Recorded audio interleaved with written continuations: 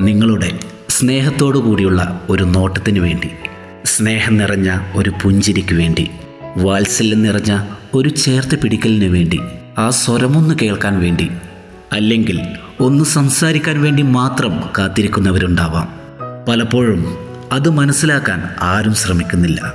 എല്ലാവർക്കും വേണ്ടത് പ്രിയപ്പെട്ടവരുമായി മാത്രമുള്ള അല്പസമയം. അവസാനം തിരിഞ്ഞു നോക്കുമ്പോൾ ഒരുക്കി വെച്ച എല്ലാ സ്നേഹവും ഒരു സങ്കടക്കടലായി മാറും. ചില ആളുകൾക്ക് നിങ്ങളുടെ വാക്ക് ഒരു ഔഷധമായേക്കാം.